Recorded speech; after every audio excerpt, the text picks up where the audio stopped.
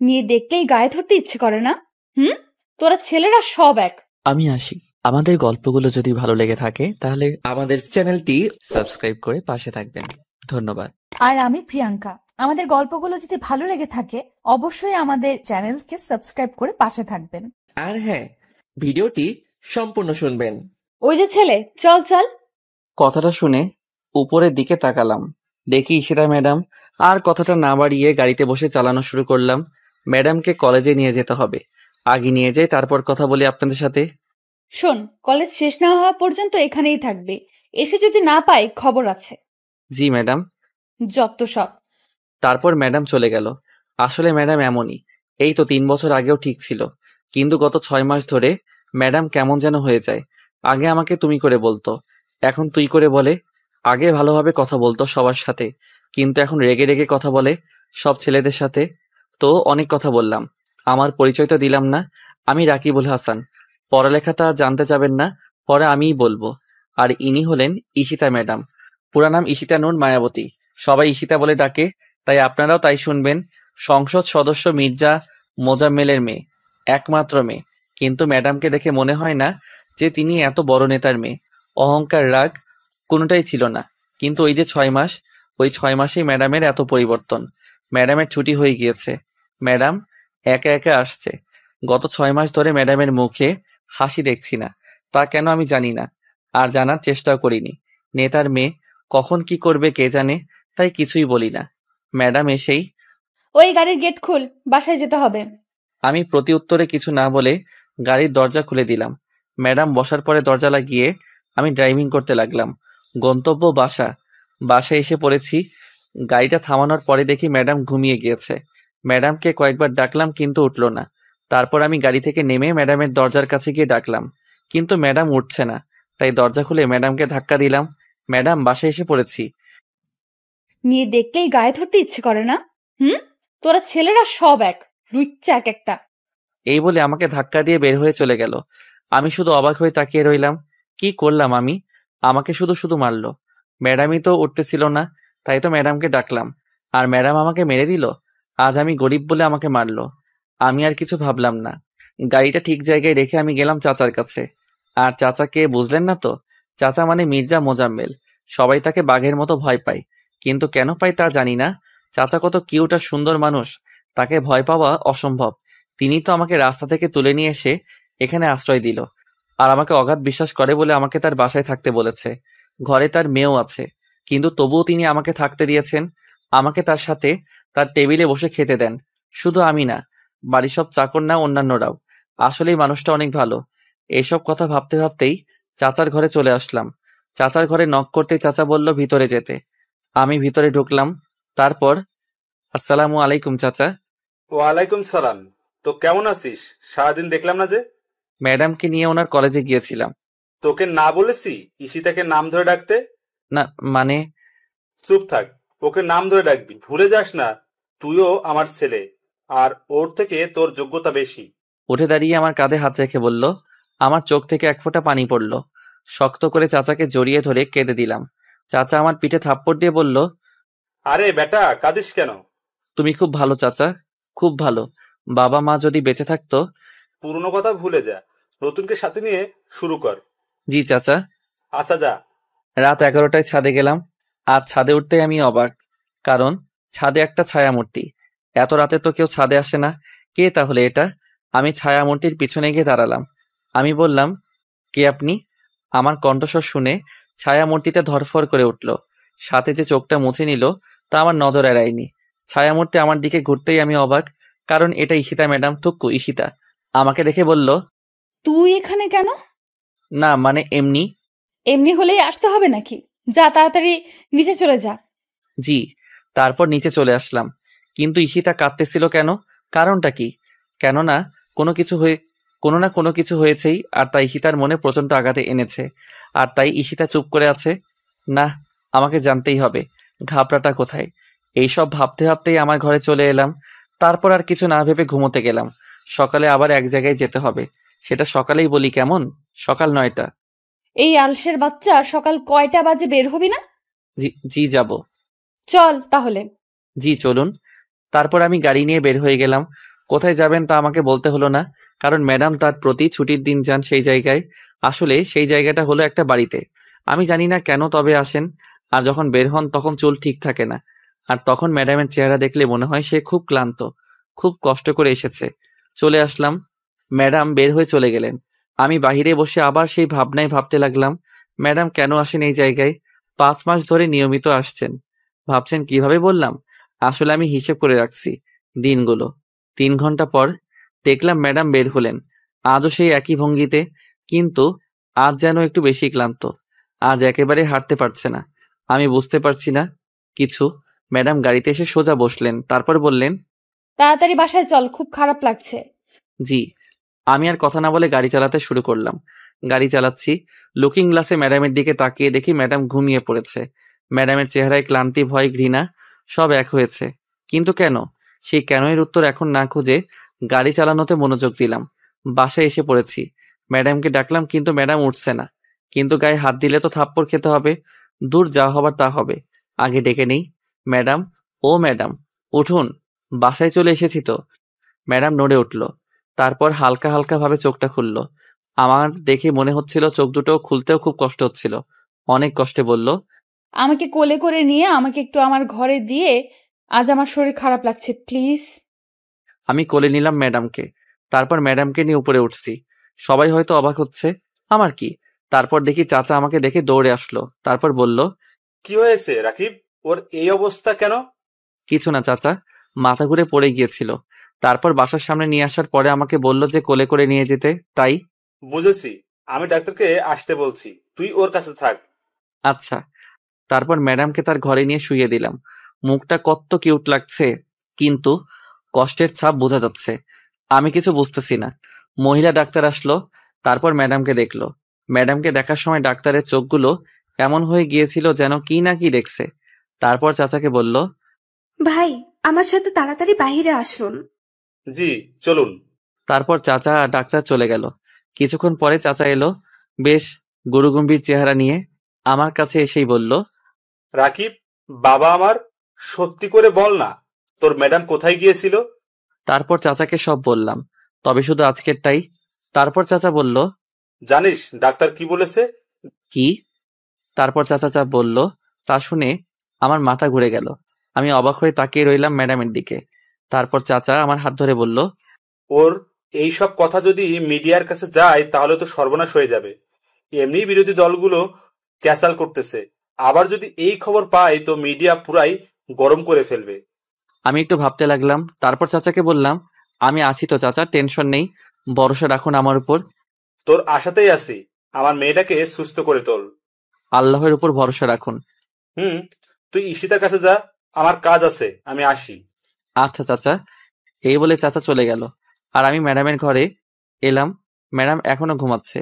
ম্যাডামের কথা ভাবতে লাগলাম, যা করেছে নিজের ইচ্ছায়, কিন্তু তাই বলে এই অবস্থা হবে কেন? তার মানে কিছু সমস্যা আছে, জানতেই হবে সমস্যাগুলো। 10 দিন পর ম্যাডাম আজ সুস্থ, সম্পূর্ণ সুস্থ। আমারও কাজ শেষ। এই 10 দিন একটু কষ্ট হয়েছে, তবে ওইটা ব্যাপার না। ম্যাডামের জন্য এইটুকু করাই যেতে পারে। চাচা তো আর আমার জন্য কম করেনি। আমি আমার ঘরে শুয়ে আছি, এমন সময় ম্যাডামের আগমন। রাকিব, জি ম্যাডাম, বলুন। ধন্যবাদ কেন? আমার সুস্থ করে তোলার জন্য। না না ম্যাডাম, ধন্যবাদ দেওয়ার কিছু নেই, এটা তো আমার দায়িত্ব। আর ম্যাডাম একটা কথা বলি। বল। আগে বলেন, থাপ্পড় দিবেন না? মারবো না, বল। আপনার এই অবস্থা কে বা কারা করলো? আমার এই প্রশ্নটা ম্যাডাম আশা করেছিল মনে হয়, কারণ ম্যাডাম আমার প্রশ্নটা শুনে অবাক হয়নি ঠিকই, কিন্তু ম্যাডামের মুখটা শুকনো হয়ে গেল। তারপর ম্যাডাম বলল, তার আগে বল, আমার একটা ভালো বন্ধু হবা? করুণার দৃষ্টিতে বলল ম্যাডাম। জি ম্যাডাম। হুম, ম্যাডাম নয়, ঈশিতা। আমরা বন্ধু না? আচ্ছা বাবা, ইশিতাই, এখন বলো। তাহলে শোনো। ম্যাডাম বলতে শুরু করলো, অনার্স প্রথম বর্ষ, কলেজে নতুন। আমার বাবার পরিচয়টা গোপন করে আমি গিয়েছিলাম কলেজটাতে। আমি চাইনি যে আমার বাবার পরিচয়ে সব জায়গায় সুবিধা পেতে, তাই গোপন করা। 6 মাস পর আমার অনেক বন্ধু হয়। সুন্দরী ছিলাম বলে ছেলেরা প্রপোজ করত, কিন্তু রিজেক্ট করতাম। এর মধ্যে লক্ষ্য করলাম একটা ছেলে আমার দিকে ড্যাব ড্যাব করে তাকিয়ে থাকে। আমি তাকালেই মুখটা ঘুরিয়ে নেয়। আমিও অনেক মজা পেতাম বোকা ছেলেটার এই কাণ্ড দেখে। এইভাবেই অনার্স দ্বিতীয় বর্ষে উঠলাম। ছেলেটাকে আমিও ভালোবেসে ফেললাম, কিন্তু ছেলেটা আমাকে কিছুই করে না।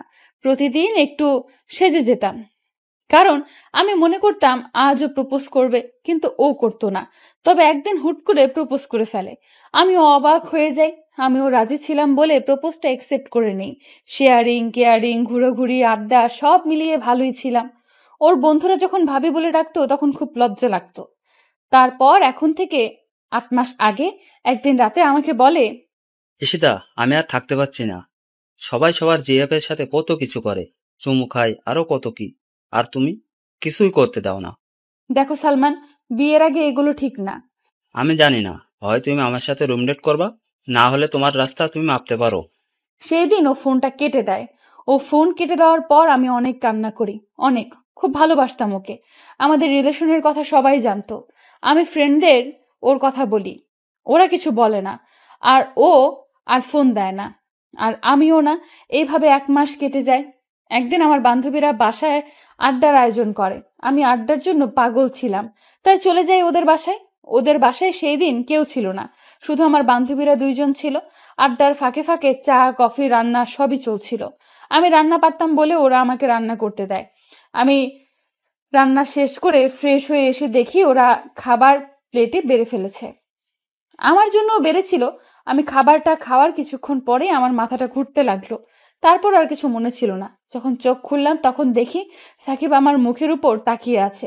আমি ভয় পেয়ে তাকাতেই বলে, আজ কই যাবি? সাকিব, কিছু করো না প্লিজ, আমাকে যেতে দাও প্লিজ। যাবি, যা। তবে তোমার শরীরের দিকে তাকিয়ে দেখো তো। আমি তখন আমার শরীরের দিকে তাকিয়ে দেখি আমার শরীরে কোনো কাপড় নেই। আর ওর দিকে তাকাতেই ও পৈশাচিক হাসিতে হাসতে লাগলো। এমন সময় আমার পেছন থেকে শব্দ আসলো। আমি তাকাতেই দেখি সাকিবের আরো কিছু বন্ধু। ওরাও আমার দিকে তাকিয়ে আছে। জানো, আমার না মরে যেতে ইচ্ছে হচ্ছিল। ও আমাকে তখন বলল যে, এতক্ষণ আমার সাথে করেছিস, আর ওরা ভিডিও করেছে। আর এখন যদি ওদের সাথে না করিস তাহলে এই ভিডিওটা বুঝতেই তো পারছিস। তারপর থেকে আজ 6 মাস ধরে এই ভিডিও এর ভয় দেখিয়ে ওর কত বন্ধুদের যে নিয়ে এসেছে তার হিসাব নেই।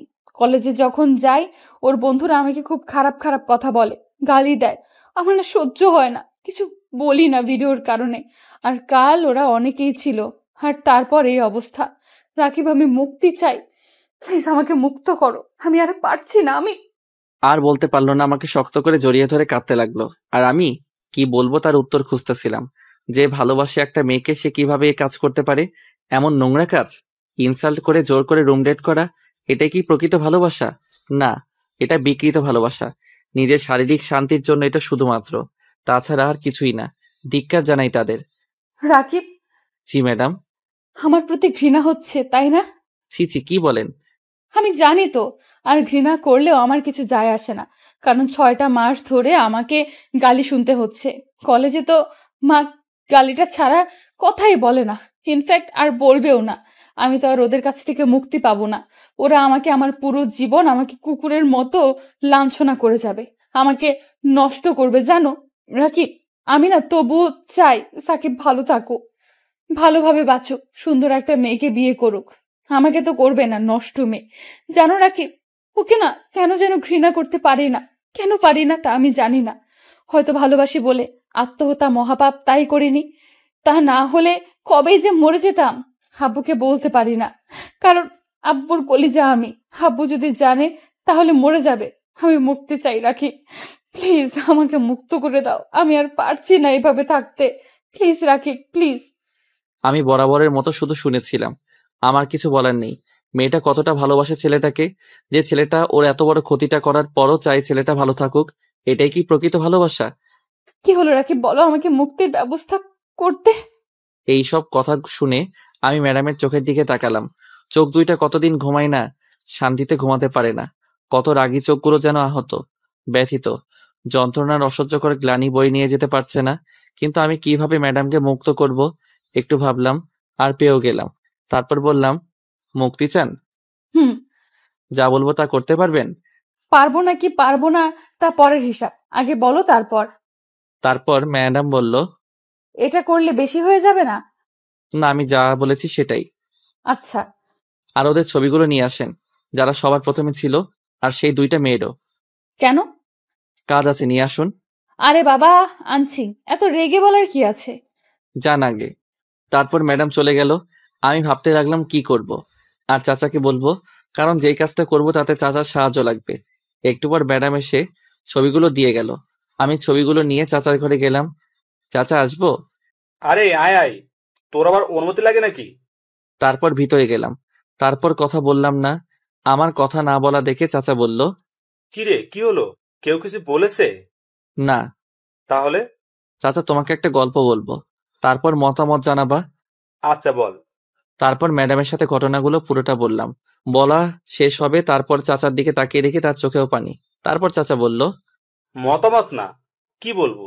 আমি এমন জায়গায় যদি আমি হতাম, তাহলে শোনার সাথে সাথে ছেলেগুলোকে মেরে ফেলতাম, আর কষ্ট দিয়ে। যে ছেলেটা সবার আগে অভিনয় করেছে তাকে হাতুড়ি দিয়ে বাড়ি দিয়ে মেরে ফেলা উচিত, আর বাকিগুলোকে মেরেই ফেলতাম। আচ্ছা, আর একটা কথা বল আমাকে, কি চাচা? এটা কি গল্প না বাস্তব? বাস্তব, আর আমি প্রতিশোধ নিতে চাই। কিভাবে? তুমি যেভাবে বললা, বলো না চাচা, আমাকে সাহায্য করবা। করব, কিন্তু যার ঘটনা বললি তাকে দেখবি না। কিন্তু পরে? তুই এটা করতে চাস মানলাম, কিন্তু তোর কিছু লাগবে না। কিছু লাগবে মানে কি চাচা, বুঝলাম না তো। আয় আমার সাথে, আর হাসিব জিনিস নিয়ে আয়। তারপর চাচা আমাকে একটা রুমে নিয়ে গেল। হাসির কাপড়ে পেঁচানো একটা কিছু নিয়ে আসলো। তারপর চাচাকে দিল। চাচা কাপড়টা সরাতেই দেখি একটা রিভলভার। চাচা আমার দিকে তাকিয়ে হয়তো আমার অবস্থাটা বুঝতে পারছে, তাই মুচকি মুচকি হাসছে। তারপর আমার কাছে এসে বলল, নে এটা নে। কি হবে এটা দিয়ে?" এটা দিয়ে ওদের শেষ করবি, কিন্তু ওদের এক গুলিতেও মারলে হবে না। ওদের মতো ছেলেদের কষ্ট দিয়ে মারতে হবে, আর তা কঠিন কষ্ট দিয়ে। এমন কষ্ট দিতে হবে যেন শয়তানও যেন কেঁপে ওঠে। "ছি চাচা।"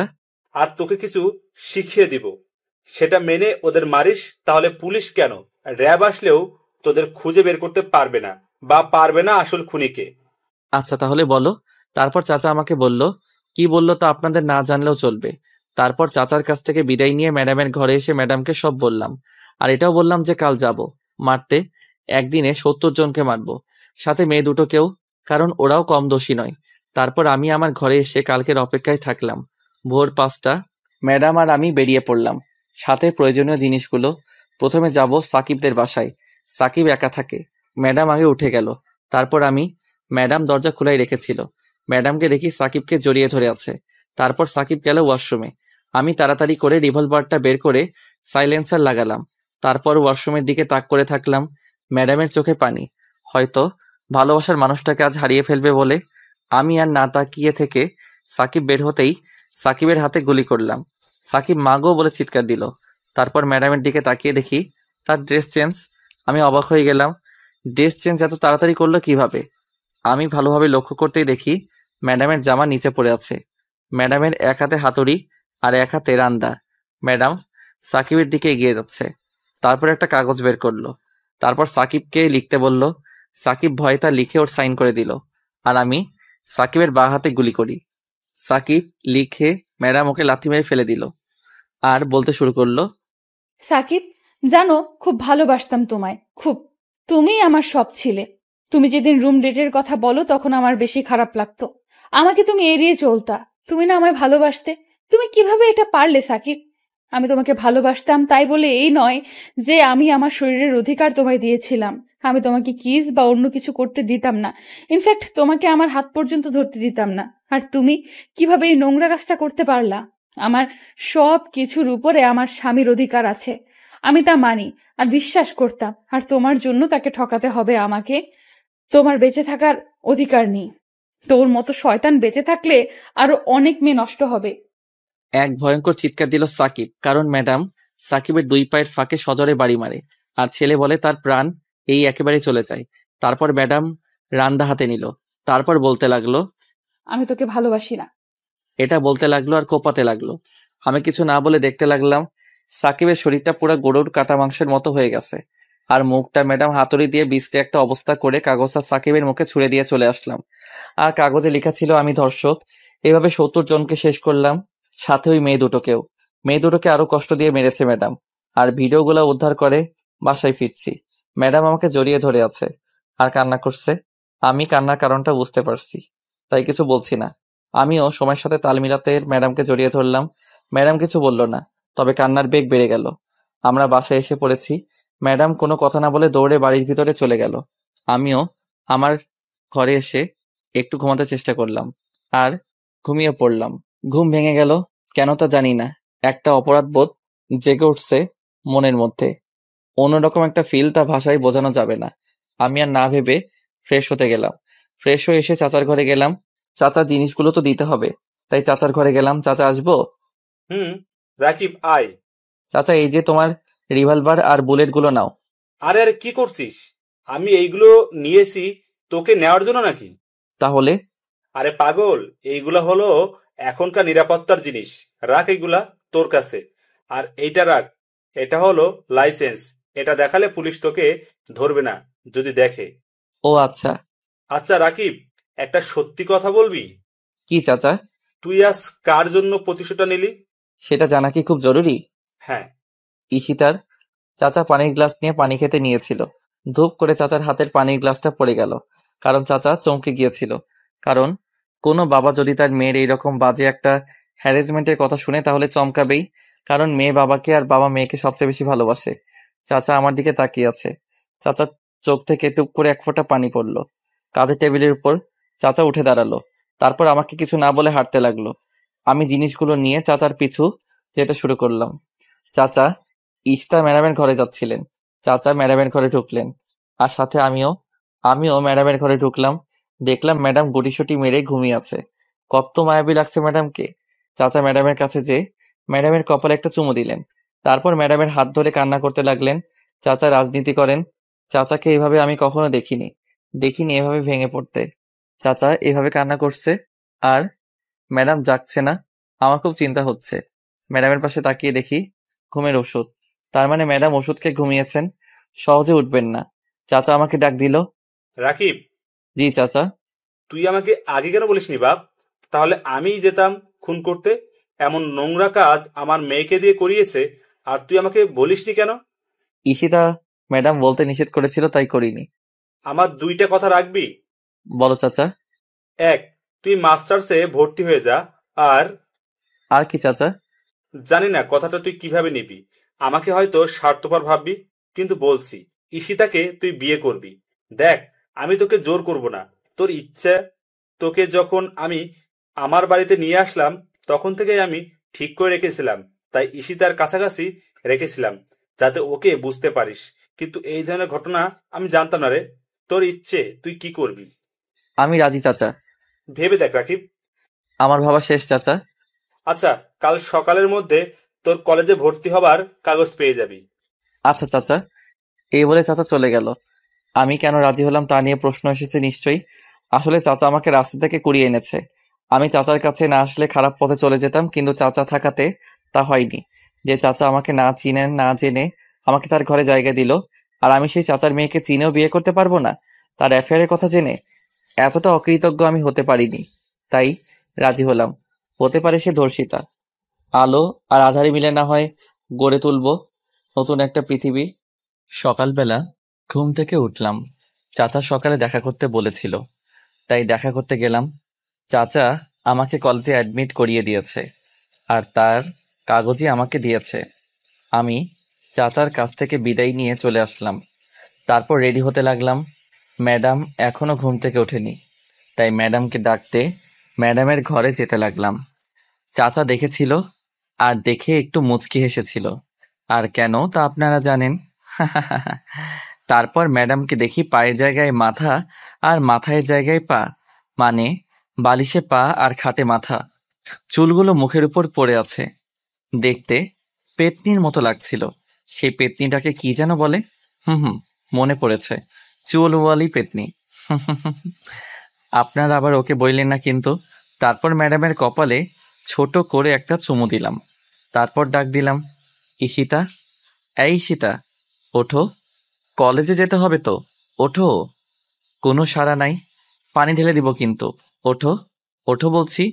বুঝেছি কি করতে হবে, শুয়ে থাকো, দেখাচ্ছি মজা।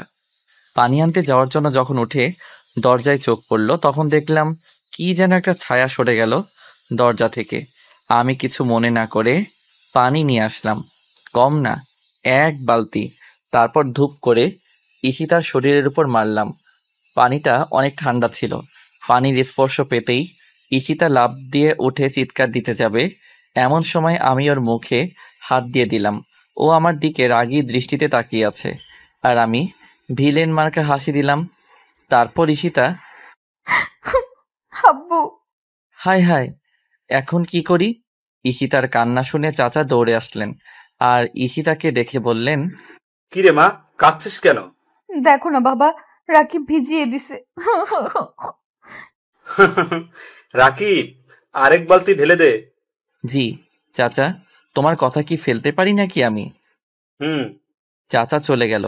ঈশিতার দিকে তাকিয়ে দেখে আমার দিকে রাগী দৃষ্টিতে তাকিয়ে আছে, আর আমি ভিলেনের মতো হাসছি আর ঈশিতার দিকে এগিয়ে যাচ্ছি। ঈশিতা আমার দিকে তাকিয়ে থাকায় মনে করেছে আমার হাতে বালতি আছে। আমার হাতে বালতি আছে ঠিক আছে, কিন্তু তাতে পানি নেই। ঈশিতা আমার এইভাবে তাকিয়ে থাকা আর ওর দিকে এগিয়ে আসতে দেখে ভয় পেয়েছে হয়তো, তাই বলছে, এই তুমি আমার দিকে এইভাবে এগিয়ে আসছো কেন?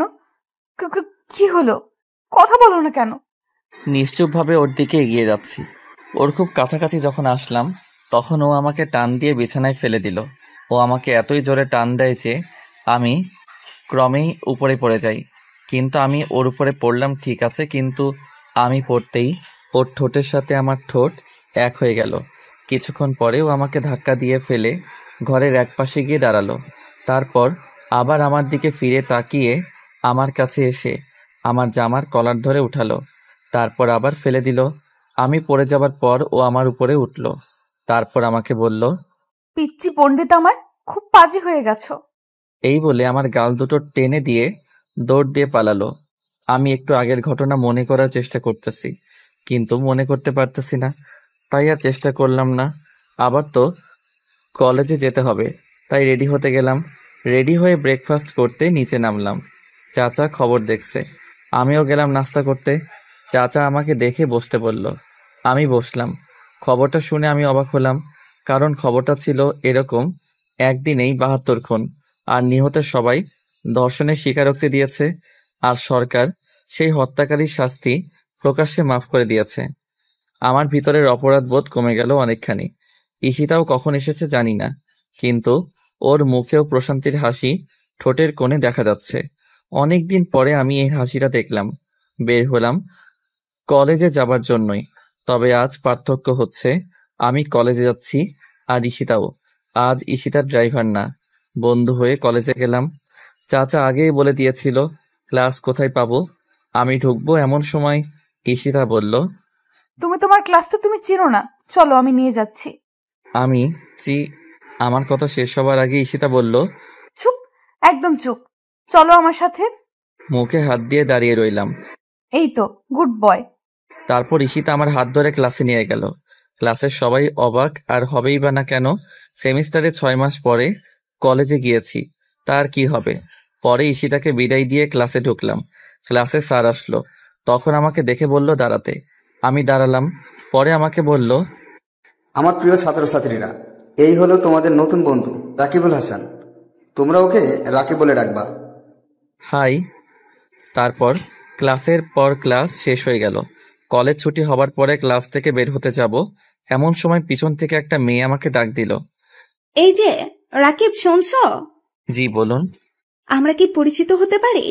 জি, আমি রাকিব। আমি রাইসা, আমরা তো ক্লাসমেট। তুমি করে বলি? আপনি বলতে পারেন, কিন্তু আমি তুমি করে বলতে পারবো না। কেন? এমনি। ও, আমরা কি বন্ধু হতে পারি? ঠিক আছে, এখন বাই।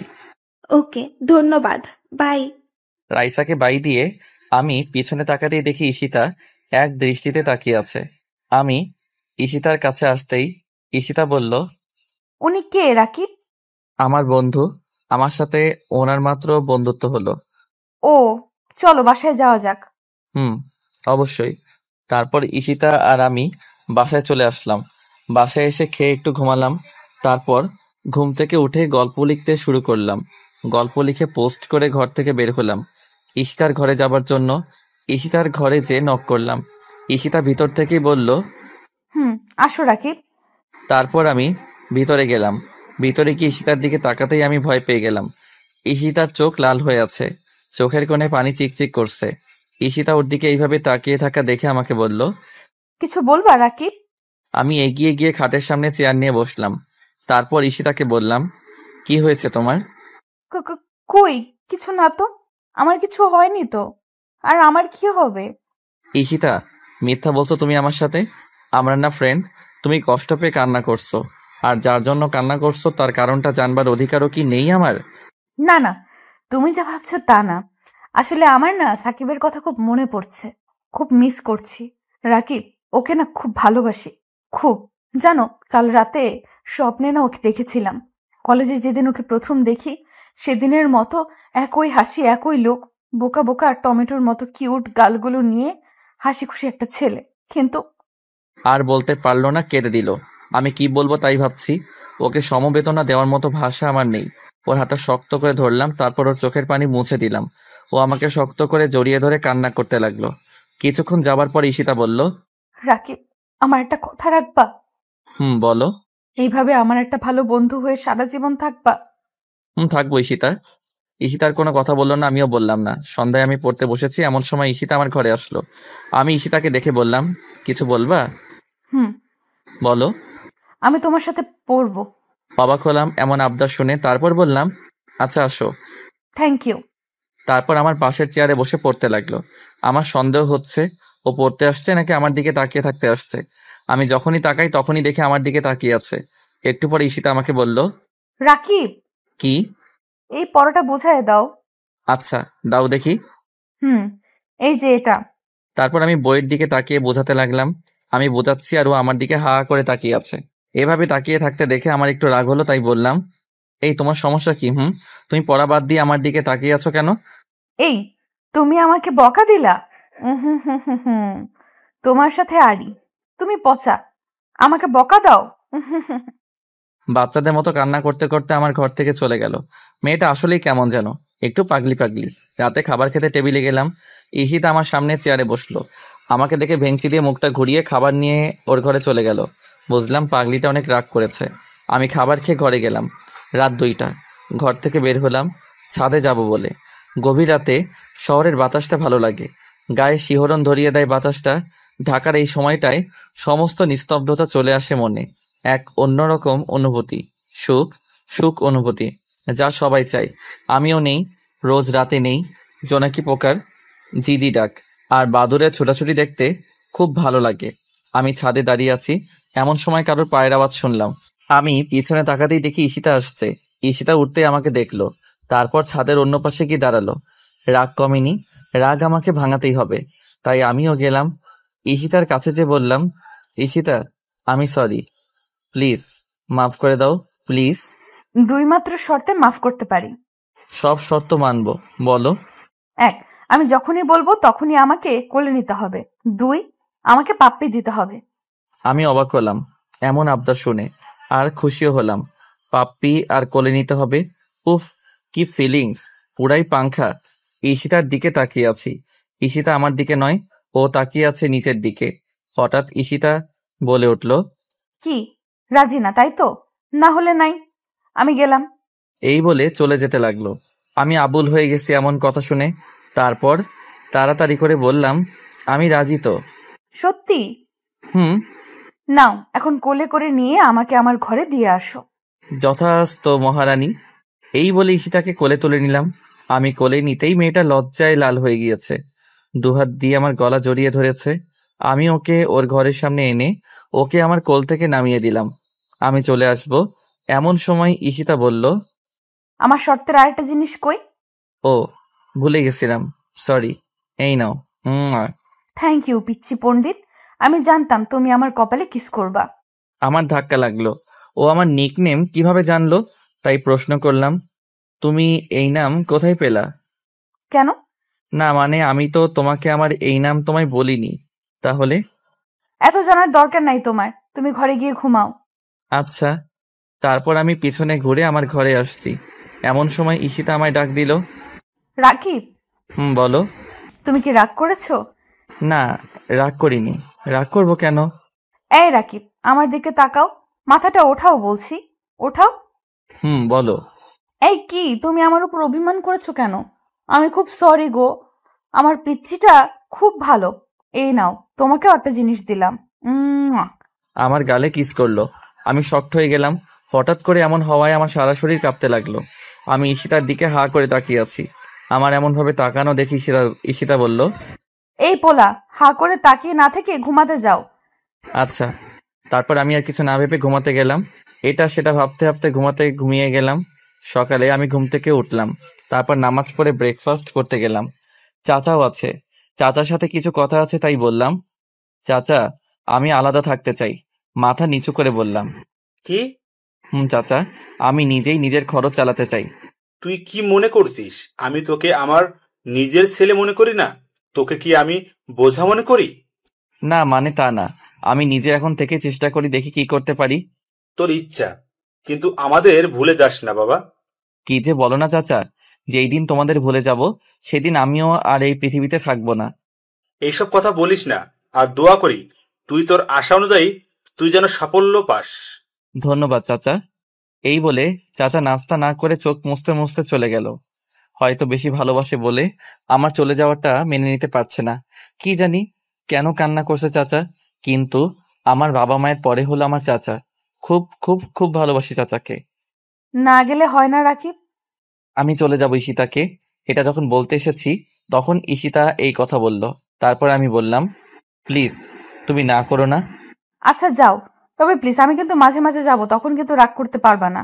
আচ্ছা বাবা, যেও। আমি এখন আসি। আচ্ছা, খোদা হাফেজ। খোদা হাফেজ। চলে আসবো এমন সময় ঈশিতা বলল, রাকিব শোনো। বলো।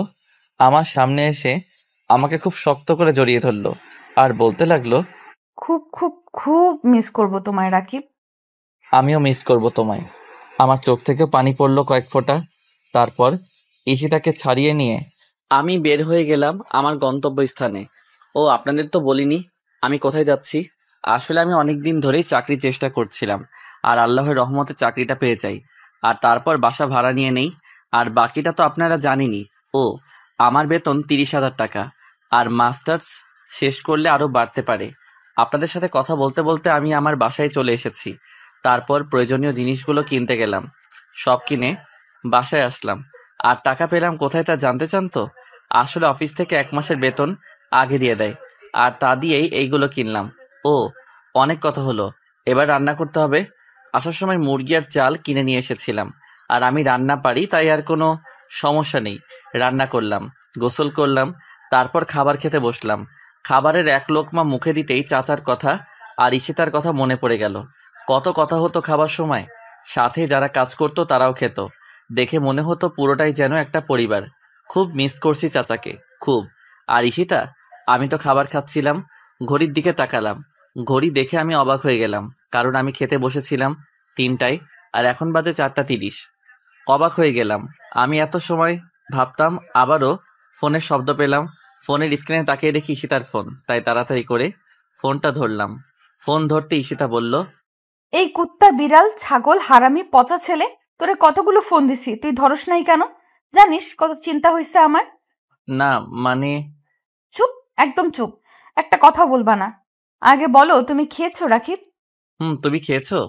এই, তোমার সাথে ফ্রেন্ডশিপ হবার পর থেকে তোমাকে ছাড়া খেয়েছি? না। তাহলে তোমাকে তো এর জন্যই ফোন দিলাম। আচ্ছা, আমি খেয়ে তোমাকে ফোন দিচ্ছি। রাকিব, রাকিব শোনো না। বলো। আমাকে পাপ্পি দাও। কি? শর্তের কথা ভুলে গেছো? ও, এই নাও। Thank you. এই বলে কেটে দিল। আসলেই পাগলি মেয়ে একটা, কখন যে কি করে। আর পাগলি না হলে কি এরকম আবদার করে? পরের দিন সকালে উঠে আগে কলেজে গেলাম, কারণ আমি যে চাকরি করি তাতে একটা কাগজ লাগবে, তাই। না হলে আজকে থেকে জয়েন দিতাম। কলেজে গিয়ে প্রিন্সিপাল স্যারের কাছ থেকে কাগজটা নিয়ে চলে আসছি। এমন সময় পিছন থেকে ডাক এলো। রাকিব, পিছনে তাকিয়ে দেখি রাইসা। আমি রাইসার দিকে এগিয়ে গেলাম। রাইসা আমাকে বলল, কাল কলেজে আসোনি কেন? বাসা চেঞ্জ করেছি তো তাই। হঠাৎ বাসা চেঞ্জ করেছো কেন? চাকরির জন্য, চাকরি পেয়েছি তো তাই। তাই? ট্রিট কোথায়? চলেন তাহলে। না থাক, পরে নেওয়া যাবে। আচ্ছা, তোমার সাথে কিছু কথা ছিল, একটু শুনবা? বলো। আমার সাথে সারা জীবন ফ্রেন্ডশিপ রাখবা? আপনার সাথে সারা জীবন ফ্রেন্ডশিপ রাখবো। ধন্যবাদ তোমায় রাকিব। আর আসল কথা হলো আমার বিয়ে আগামী মাসের 12 তারিখে। তুমি কিন্তু অবশ্যই আসবা, না করতে পারবা না। ও, খুব ভালো কথা। আমি আসার জন্য চেষ্টা করব। চেষ্টা না, তোমাকে আসতেই হবে, আর সাথে তোমার বউকেও। আমি টাসকে খেলাম রাইসার কথা শুনে। ও আবার জানলো কিভাবে আমার বউ আছে? আর বউ আসলো কোথা থেকে? আমি তো বিয়ে করিনি। তাহলে এত কথা ভাবার চেয়ে রাইসাকে জিজ্ঞাসা করলেই তো হয়। তাই রাইসাকে জিজ্ঞাসা করলাম, আমার বউ মানে? মানে হলো ঈশিতার সাথে তোমার বিয়ে ঠিক হয়ে আছে। তো তুমি জানলা কিভাবে? আমি জানবো না তো কে জানবে? ঈশিতা আমার আপন চাচাতো বোন। আমি এতদিন বিদেশে ছিলাম, এই বছরই আসলাম। তারপর ঈশিতার আব্বু আমাকে বলল তোমার কথা কয়েকদিন আগে বলেছে, আর 70 জনের কি অবস্থা করেছো তা আমি জানি। আর ভালো করেছো, ঈশিতার জায়গায় আমি থাকলে ওদের ভিডিও দিয়ে ওদেরই 12টা বাঁচালাম। আর ঈশিতা মেয়েটা খুব সহজ সরল, ওর মনে এত প্যাচ ছিল না। আমি সব জানতাম। সাকিবের সম্পর্কে ওকে না করেছিলাম রিলেশন করতে, কিন্তু ও হয়তো অনেক ভালোবেসে ফেলেছিল। আর এটাই ওর জীবনের সবচেয়ে বড় ভুল। আর এটাই সারা জীবন বয়ে বেড়াতে হবে ওকে। আমি জানি না কেন তুমি রাজি হয়েছো এই বিয়েতে, কিন্তু যাই করো প্লিজ ঈশিতাকে কষ্ট দিও না। অনেক কষ্ট সহ্য করেছে মেয়েটা, প্লিজ রাকিব কষ্ট দিও না। কেঁদে কেঁদে বলল রাইসা। আমি রাইসার কথাগুলো শুনছিলাম। রাইসা মিথ্যা বলেনি। ঈশিতা মেয়েটা অনেক বোকা, কিন্তু অসম্ভব ভালো। ঈশিতা আমাকে বলল না কেন যে রাইসা ওর বোন? ঈশিতা তো দেখেছিল রাইসা আর আমাকে, তাহলে ও বলল না কেন? আমার ভাবার সময় রাইসা বলল, কি হলো, দাও কথা দাও। দিলাম কথা। ঈশিতাকে আমি কষ্ট দিব না। খুব খুব খুব ধন্যবাদ তোমায়। আর কাল সকালের বাসে আমরা যাব, তুমি আর তোমার বউ একসাথে আসবা। আর কয়টার সময় আসবা তা আমিই বলে দিব। এখন যাই, আল্লাহ হাফেজ। আল্লাহ হাফেজ। দুপুর 3টা 20। কফি বানিয়ে নিয়ে বারান্দায় আসলাম। ব্যস্ত নগরী, রাস্তাঘাট একটু শান্ত লাগছে। রাস্তায় গাড়ির এত চাপ নেই। গাড়িগুলো ছুটে চলছে আপন গতিতে নির্দিষ্ট গন্তব্যস্থলে। গাড়িগুলোতে হয়তো কারো প্রিয়জন, কারো বাবা, অথবা কারো মা। কেউ বা যাচ্ছে কাজে, আবার হয়তো কাজ শেষ করে বাসায় ফিরছে। কিন্তু আর যাই হোক, সবারই নির্দিষ্ট গন্তব্য আছে। কিন্তু আজ আমার মনটা গন্তব্য ছাড়া ঘুরছে। হঠাৎ মোবাইলের আওয়াজে ভাবনার ছেদ পড়ল। কফির মগটা রেখে ফোনটা ওঠাতেই দেখি ঈশিতার ফোন। ওর কথাই ভাবছিলাম। তারপর ফোনটা ধরলাম। হ্যালো ঈশিতা, বলো। কান্নার শব্দ আসছে। হ্যালো ঈশিতা, তুমি কান্না করছো কেন? আমায় মাফ করে দাও রাকিব। আমি অবাক হলাম ঈশিতার কথা শুনে। ও তো কিছু করেনি, তাহলে মাপ চাচ্ছে কেন? কিছু বললাম না, শুধু বললাম, কেন? আমি তোমায় মিথ্যা বলেছি। আমি রাইসা আপুকে চিনি, ও বিদেশে থাকতো। আর ও আমাকে বলতে বারণ করেছিল যে ও আমার বোন। কিন্তু কেন? আমি জানি না, সত্যি বলছি আমি জানি না কেন আপু এরকম করেছে।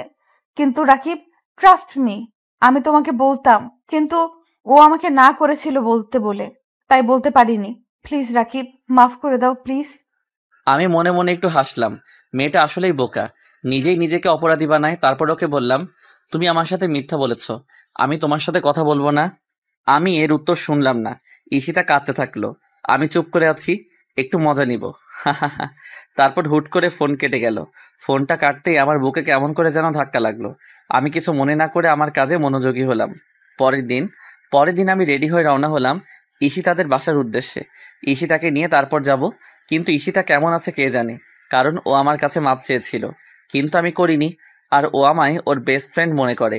আর আমি রাগ করলে ওর সাথে কথা বলবো না, আর ও এটা সহ্য করতে পারে না। তাই এইসব কথা ভাবতে ভাবতে ঈশিতাদের বাসায় চলে আসলাম। বাসার ভিতরে ঢুকলাম। আজ সবকিছু কেমন যেন শান্ত শান্ত লাগছে। চাচা নেই কোথাও। আমি সোজা ঈশিতার ঘরে গেলাম। ঈশিতার ঘরে অবাক হয়ে গেলাম, চাচা ঈশিতার পাশে বসে আছে। চাচার চোখে পানি।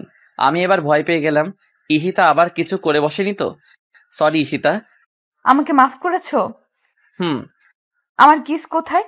কতদিন দাও না, দাও কিস দাও। বাচ্চাদের মতো আবদার করে গাল পেতে দিল। হয়েছে? হুম, না হয়নি, মাত্র তো একটা। আর কাল যে অপরাধ করেছো তার জন্য আরো দিতে হবে। ইস, নিজে মনে হয় কিছুই করনি, তুমিও অপরাধ করেছ। ও তাই, তাহলে এই নাও। আমার ঠোঁটে কিস করলো। আমি আমার গায়ে 420 ভোল্টের মতো শক্ট লাগলো, আর সাথে টাসকি খেয়ে গেলাম। ঈশিতা কিস করার কথা গালে, কিন্তু ও করলো ঠোঁটে। তার মানে রাইসার কথাই সত্যি হয়। ব্যাপারটা বুঝতে হবে। তারপর ঈশিতার দিকে তাকালাম। ও লজ্জায় লাল হয়ে নিচের দিকে তাকিয়ে আছে। ওর গাল দুটো লাল টমেটোর মতো হয়ে গিয়েছে। বিনোদন পাচ্ছিলাম আমি। তারপর হঠাৎ আমি আসতে পারি? তাকিয়ে দেখি চাচা খাবার নিয়ে দরজার সামনে খাবারের প্লেট হাতে নিয়ে দাঁড়িয়ে। তারপর আমি বললাম, আরে চাচা, তুমি এসো, ভিতরে এসো। খাবারটা নে, আর এই টাকাগুলো রাখ। তুই তো মাত্র চাকরি পেলি, হাত তো আর টাকা নেই। এইগুলো রাখ, আর ফেরত দেওয়ার চেষ্টা করলে মার খাবি। আচ্ছা। আর সাবধানে যাবি। আচ্ছা চাচা। আসি রে মা, ভালো থাকিস। আচ্ছা বাবা, তুমিও ভালো থেকো। আচ্ছা, খোদা হাফেজ। খোদা হাফেজ। তারপর চাচা চলে গেল। চাচা চলে যেতে ঈশিতা বলল, রাকিব, খুব ক্ষুধা লেগেছে তো। হাত ধুয়ে এসো। তুমি হাত খাও। কেন? আরে, আমি কাটা বাছতে পারি না তো, যদি কাটা গলায় ঢুকে যায় তখন। ও, তাও তো ঠিক। যাও, হাত ধুয়ে এসে আমাকে খাইয়ে দাও। তারপর প্লেট রেখে আমি হাত ধুতে গেলাম। হাত ধুয়ে এসে ঈশিতাকে খাইয়ে দিতে লাগলাম। ওই, তোমার কতক্ষণ লাগবে? 50 মিনিট তো হয়ে গেল। আর একটু। ধুর বাবা, এতক্ষণ যে কি করে কে জানে। তারপর অপেক্ষা করতে লাগলাম। পাক্কা 50 মিনিট হয়ে গেল, মহারানীর কোনো খবর নেই। তারপর 10 মিনিট পরে মহারানী বের হলো। ঈশিতাকে দেখে আমি আবার ক্রাশ নামক বাস খেলাম। ঈশিতা একটা কালো শাড়ি পরেছে আর মেকআপ করেনি। তাহলে এত দেরি হলো কেন? তাই একটু জিজ্ঞাসা করলাম, তোমার এত দেরি হলো কেন? দেরি হলো মানে সাজলা না, কিন্তু এত দেরি হলো কেন? আরে আমি শাড়ি পরতে পারি না, আর ইউটিউব দেখে পড়তেই তো এত দেরি হলো। ও, চলো তাহলে। চলো। তারপর আমরা বাস স্ট্যান্ডে গেলাম। গিয়ে দেখি রাইসা অপেক্ষা করছে। তারপর আমরা বাসে উঠলাম। আমি আর ঈশিতা, রাইসা আর তার বাবা। ওর বাবা কেন আসলো বুঝলাম না। আমি আর ঈশিতা এক সিটে যাচ্ছি। যেতে যেতে কাল সকাল হয়ে যাবে। আমি বাসে ঘুমিয়ে পড়লাম। ঘুম থেকে উঠতেই আমি অবাক হয়ে গেলাম, কারণ আমি ঈশিতাকে জড়িয়ে ধরে আছি আর ঈশিতা আমাকে। তারপর ঈশিতাকে ছাড়িয়ে নিলাম। ঈশিতাকে ছাড়াতে ঈশিতা জেগে গেল। ঈশিতা আমাকে বলল, পানি খাবো রাকিব, পানি দাও। তারপর ব্যাগ থেকে পানি বের করে ঈশিতাকে দিলাম। ঈশিতা পানি খেয়ে আমাকে আবার জড়িয়ে ধরলো। আমি পানির বোতল রাখতে যাব, এমন সময় ঈশিতা আমাকে টান দিয়ে বসিয়ে বলল, এই দেখ, আবার যদি উঠিস তাহলে মার খাবি কুত্তা, চুপচাপ বসে থাক। আচ্ছা। ঈশিতা রেগে গিয়েছে, তাই আর কিছু বললাম না, বসে পড়লাম। আর ঈশিতাও আমায় জড়িয়ে ধরলো। ঈশিতার শরীর থেকে একটা মিষ্টি আসছে, সেই গন্ধ আমাকে। পরের দিন সকাল 10টায় রাইসার ডাকে ঘুম ভাঙলো। ঘুম থেকে উঠতে রাইসা বলল, আমরা এসে পড়েছি। তাই ঈশিতাকে ঘুম থেকে জাগিয়ে তোলে বাস থেকে নামলাম। তারপর ঈশিতার মুখ ধুয়ে দিয়ে আমার মুখও ধুলাম। পরে রাইসা অটোতে করে ওদের বাসায় নিয়ে এলো। বাসায় ঢুকে সবার সাথে পরিচিত হলাম। তারপর রাইসা আমাকে আর ঈশিতাকে পাশাপাশি আলাদা রুম দেখিয়ে দিল। তারপর ঘরে এসে ফ্রেশ হয়ে নিলাম। পরে একটা ঘুম দিলাম। তারপর হঠাৎ পানির ছিটা আমার মুখে পড়ায় আমার ঘুম ভেঙে গেল। তারপর তাকাতেই আমি অবাক হয়ে গেলাম। ঈশিতার শাড়ি চেঞ্জ করেছে, মিষ্টি রঙের একটা শাড়ি আর হালকা মেকআপ। এক কথায় মিষ্টি মেয়েটাকে মিষ্টি পরীর মতো লাগছিল। আমার এইভাবে তাকিয়ে থাকা দেখে হয়তো ও লজ্জা পাচ্ছিল, তাই আবার আমার মুখে পানি মেরে দৌড়ে পালালো। আমি একটু হাসলাম। মেয়েটা একদিনে কেমন করে চাঞ্চল্য হয়ে গিয়েছে, ভালোই লাগছে। ফ্রেশ হয়ে বাহিরে বের হলাম। কাল গায়ে হলুদ, তাই আজ সবকিছু গোছাবার তোড়জোড় চলছে। আমি আনন্দের সহকারিতা উপভোগ করতে লাগলাম। আস্তে আস্তে বিয়ের দিন এসে পড়ল। রাইসা আর তার বর আবিরের বিয়ে হয়ে গেল। বিয়েতে যখন রাইসা কবুল নামক 3 গোল্ডেন ওয়ার্ডস বলছিল, তখন ওর চোখে পানি দেখেছিলাম। হয়তো চিন্তা করছিল ছেলেটা কেমন, বিয়ের পরে ওর সাথে ম্যাচ করবে কিনা, বা ছেলেটা ভালো হবে কিনা। অবশ্য আমি আমার সোর্স আর মাধ্যমে খবর নিয়েছিলাম ছেলেটা ভালো, শুধু ভালো না, খুব ভালো। সেটা অবশ্য রাইসাকে বলেছিলাম, কিন্তু নিজের তো চিন্তা হয়, তাই হয়তো করছিল। বিয়ে শেষ হয়ে গেল, রাইসাকে নিয়ে চলে গিয়েছে। যাওয়ার সময় রাইসা শুধু এতটুকুই বলেছিল আমাকে, ঈশিতার চোখের এক ফোঁটা পানিও যেন মাটিতে না পড়ে, আর যদি পড়ে তাহলে দেখো কি করি আমি তখন এমন করলাম যে রাইসা কান্নার মাঝেও হেসে দিয়েছিল। এমনকি শুধু রাইসা না, যারা যারা এখানে ছিল তারা আমাদের কথা না শুনলেও আমার মুখ দেখেও হেসে দিয়েছিল। তারপর রাইসা ঈশিতার কানে কানে কি যেন বলল, তারপর চলে গেল। রাইসার বিয়ের একদিন পর আমরাও চলে আসলাম। তারপর থেকে আবার সেই পুরনো রুটিনে চলতে লাগলাম। সপ্তাহে একদিন কলেজে যাবা, ঈশিতার সাথে ঘোরা, রাতে কথা বলা, মেসেজিং করব, শেয়ারিং কেয়ারিং, মজা মাস্তি আড্ডা, এইভাবে চলে গেল 2টা বছর। 2 বছর পর আজ অফিসে যাওয়ার জন্য বের হব, এমন সময় ফোন বেজে উঠল। ফোনটা তুলে দেখি চাচার ফোন। তারপর ফোনটা ধরলাম। আসসালামু আলাইকুম চাচা। ওয়ালাইকুম। তো 2 বছর তো হয়ে গেল, কি ভুলে গেলি নাকি? না চাচা, ভুলি নাই, মনে আছে। হারামজাদা, চাচা না বাবা বলবি, বাবা। আচ্ছা, বাবা বাবা বাবা। আজ রাতে বিয়ে, বড় করে করব না, বাসায় কাজে ডেকে বিয়ে পড়াবো, আর এতিমখানার মসজিদে মিলাদ পরিয়ে দিব। চাচা, এটা ভালোই হবে। আবার চাচা? না থুকু বাবা। আল্লাহ হাফেজ। আল্লাহ হাফেজ। ফোনটা কেটে দিলাম। চাচার প্রতি সম্মান আমার আবার বেড়ে গেল, কারণ চাচা লোক খাওয়ানোর মতো অযথা টাকা নষ্ট করার চেয়ে এতিমখানে দিচ্ছে। স্যালিউট চাচা। বিয়েটা হয়ে গেল। ঈশিতাকে নিয়ে আমার বাসায় আসলাম। আর ভাবছেন ঈশিতা আগে থেকে জানতো? আসলে তা না। ঈশিতাকে চাচা থুকু বাবা বলেছিল আজকেই। আমি জানি ঈশিতা আমায় ভালোবাসে, তাই না করবে না, কিন্তু ঈশিতাকে বাবা অনেক কষ্টে রাজি করিয়েছিল। ঈশিতা যখন রাজি হচ্ছিল না, তখন বাবা নাকি বলেছিল যে 2 বছর আগে থেকেই ঠিক করা। তখন নাকি ঈশিতা রাগী গলায় বলেছিল আমি রাজি। আর রাকিবের খবর আছে, বাবা আমাকে এই নিয়ে সাবধান করেছিল। ঈশিতার কিছু বান্ধবী এসেছিল ঈশিতার সাথে। তারা ঈশিতার সাথে কথা বলা শেষ করে যাবার সময় আমাকে বলল, বিড়ালকে আপনার মারতে হবে না, আজকে বিড়ালে আপনাকে মেরে দিবে। এই বলে ওরা হাসতে হাসতে চলে গেল। আমি ওদের এই কথার মানে ভালোভাবেই বুঝতে পেরেছি। তারপর আমি আমার বাসর ঘর আজ আমার জন্য জমের ঘর বললেও ক্ষতি নেই। ঈশিতা যেইভাবে ফায়ার হয়ে আছে, তাতে করে ফায়ার সার্ভিস এসেও ওর আগুন নিভাতে পারবে কিনা সন্দেহ আছে। তারপর ঢুকলাম। ঢুকতেই আমি অবাক, এ কি বউ কই? আমার পাশে তাকাতেই দেখি ঈশিতা আর্জেন্টিনার জার্সি আর ট্রাউজার পরেছে, আর ট্রাউজারটাও হাঁটু পর্যন্ত। ওকে এই অবস্থায় দেখে আমার নিজেরও লজ্জা লাগছিল। আমাকে দেখেনি, আর যখন আমাকে দেখলো তখন বলল, ওই কি হইছে, এমন ভাবে তাকিয়েছিস কেন? বাবু হইছে থুকু, কিছু না। বাবু কোথায়? এখনো হইলই না আবার বাবু। আর তোর কপালটা আজ ভালো যে আর্জেন্টিনার খেলা আছে, না হলে তোর খবর ছিল।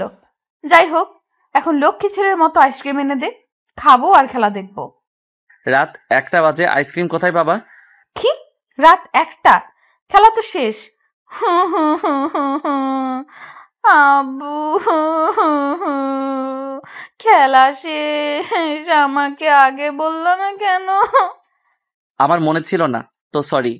তুমি ইচ্ছা করে বলনি। সত্যি বলছি, আমিও তো আর্জেন্টিনা সাপোর্টার। আর কাল তো রিপিট দিবেই, তখন না হয় দেখে নিব।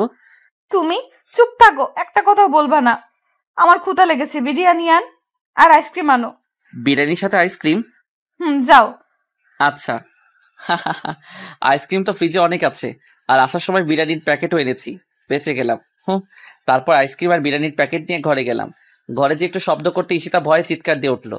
তারপর আমাকে দেখে বলল, তো তুমি এত তাড়াতাড়ি কিভাবে আসলা? নিচে যাব কেন? বাসায় তো সব ছিল।